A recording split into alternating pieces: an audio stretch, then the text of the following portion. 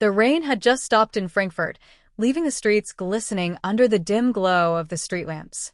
In Bornheim, a quiet yet lively district known for its cobblestone streets and small cafes, Anna Schneider walked briskly towards the tram stop. A canvas bag rested on her shoulder, carrying the latest sketches for her art course. Anna had always loved the city's contrasts.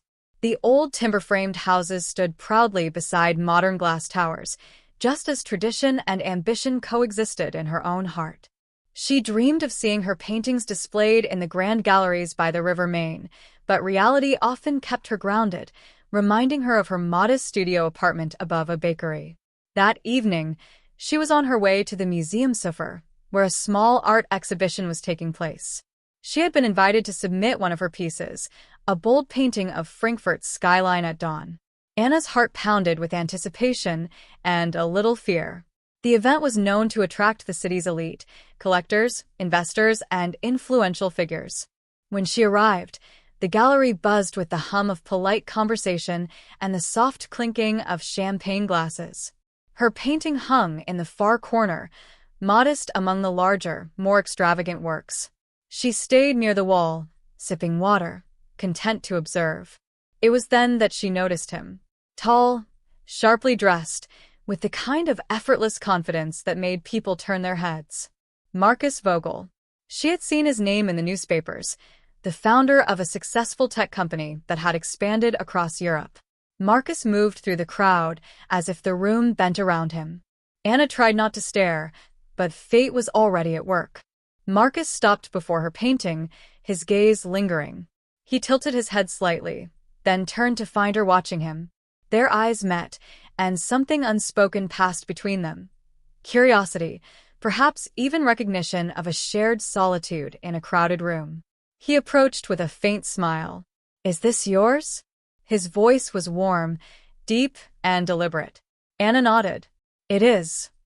Markus looked back at the painting. "It's different. Honest." The compliment caught her off guard. Before she could find the right words, a waiter passed between them, and Markus was swept away into another conversation. But he glanced over his shoulder once, as if to confirm she was still there. That night, Anna left the gallery with her mind racing.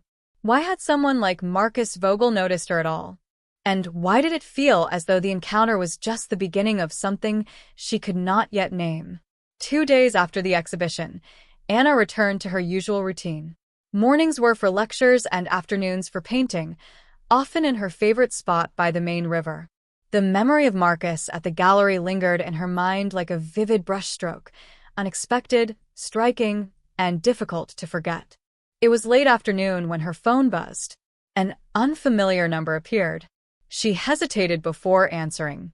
"Anna Schneider?" The voice was unmistakable. "Yes, speaking." "It's Markus Vogel. I hope you don't mind me calling. I asked the gallery curator for your number." Her pulse quickened. I don't mind.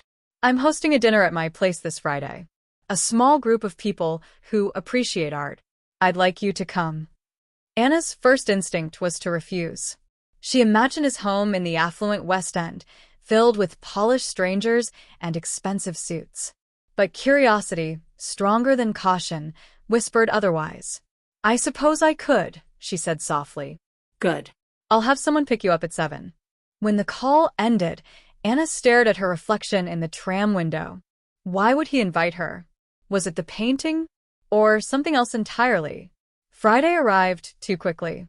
She stood before her modest wardrobe, feeling the weight of her decision. She chose a simple black dress and a gray wool coat. The driver arrived in a sleek black car, a silent contrast to her old bicycle parked downstairs. Markus' home was exactly as she had imagined, modern, minimal, yet warm, with art pieces that seemed to have stories of their own. The dinner was indeed small, but the guests were the kind of people she read about in glossy magazines. Markus introduced her to everyone, but he never drifted far from her side. His attention was disarming, as though he had invited her for reasons that had nothing to do with business or art. By the end of the evening, as she stood on the balcony overlooking the glittering skyline, Markus joined her. "I think you underestimate yourself, Anna," he said quietly. His words hung in the air, mingling with the hum of the city below. She felt a pull towards him, towards something larger than herself, yet she could not tell if it was promise or danger. The following week, Frankfurt's winter sunlight broke through the clouds, casting a pale gold across the river Main.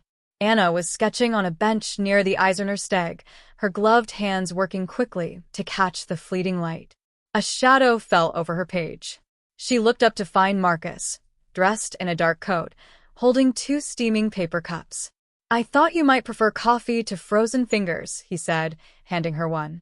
She smiled despite herself. "You seem to appear out of nowhere." "I like this spot," Marcus said, sitting beside her. "It's quiet, but you can still feel the pulse of the city." They walked along the riverbank, the city's skyline on one side and the slow-moving water on the other. Marcus spoke little about his business, but asked much about her art. He seemed genuinely curious, not in the way people asked polite questions at parties, but as if her answers mattered to him. At the end of the walk, he stopped. "Anna, I'd like to show you something. Not today, but soon. It's important to me." There was something in his tone, part invitation, part warning. She agreed without asking what it was, though a small thread of unease wove through her curiosity. A week later, Marcus took her to a part of Frankfurt she rarely visited, an old industrial district beyond Ostend, where disused warehouses stood beside trendy new cafes. He unlocked a steel door and led her inside. It was a studio, but unlike any she had seen. Large canvases leaned against brick walls, some unfinished, others covered with draped cloths. The air smelled faintly of turpentine and something else, older, more elusive. "I come here to think," Marcus said. "To create when I can." She stared at him. "You paint?" "Not exactly," he replied, pulling a cloth from one canvas. The image beneath was raw, powerful, a storm over the city, lightning catching the river in violent silver. "Why hide this?" she asked. "Because people expect me to be one thing. The businessman. Not this." Anna understood, more than he realized. They were both caught between the worlds they wanted and the worlds they inhabited. Yet she could not ignore a flicker of darkness in his work, an intensity that felt almost dangerous. One cold Saturday, Marcus suggested they walk through Alt-Sachsenhausen, the old quarter with its narrow lanes and taverns glowing with warm light. The air was thick with the smell of roasted chestnuts and apple wine. They slipped into a small tavern, finding a quiet table in the corner. Conversation flowed easily, touched with laughter. For the first time, Anna forgot the gap between them. Then, halfway through their meal, a man approached. Tall, severe, dressed in a suit too sharp for the tavern's wooden benches. "Marcus," he said flatly. "You've been hard to reach." Marcus' jaw tightened. "I'll call you." The man's eyes flicked to Anna before he left without another word. She waited for an explanation, but Marcus only said, "Business. Nothing for you to worry about." She didn't press him, though the warmth of the evening had dimmed. After that night, Marcus was harder to reach. Days passed without a message. When he finally called, his voice was distant. "I've been dealing with things," he said. She wanted to ask if it had to do with the man in the tavern, but stopped herself. Instead, they met briefly for coffee, their conversation careful, as though both were avoiding something. The next morning, Anna found an envelope under her door. Inside was a single card, an invitation to a private art auction at a discreet gallery in West End. No note, no signature, but she knew it was from him. The gallery was dimly lit, the air perfumed with the faint scent of old wood and wealth.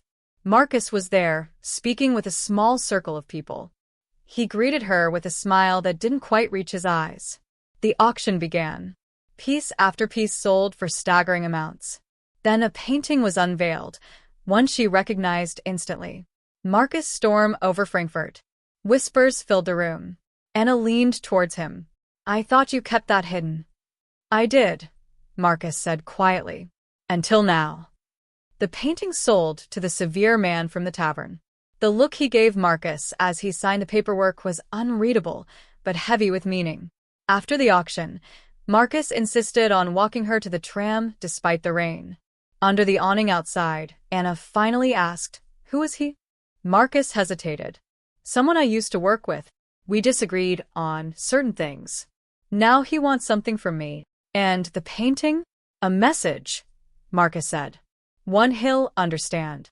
They stood in silence, rain hammering the pavement. Anna felt the space between them fill with questions she wasn't sure she wanted answered. Weeks later, Marcus invited her to his building's rooftop. From there, the city stretched in every direction, lights shimmering against the dark. "I'm leaving Frankfurt for a while," he told her. Her breath caught. "Why?" "Because some things can't be solved here. And I don't want you caught in the middle." Anna searched his face, but the walls were back up. She realized how little she truly knew about him, and yet, how much she wanted to. On his final night in the city, Marcus asked her to meet him by the river. The water reflected the street lamps, shifting with the current. "I wanted to thank you," he said, "for seeing me as more than the man in the newspapers." "And I wanted to know who you really are," she replied. He smiled faintly. "Perhaps one day." They stood there, the air cold, the city alive around them. Then he stepped back, gave a small nod, and walked away into the night, his figure fading into the shadows of Frankfurt. Anna stayed by the river long after, the sound of the current filling the silence he had left behind.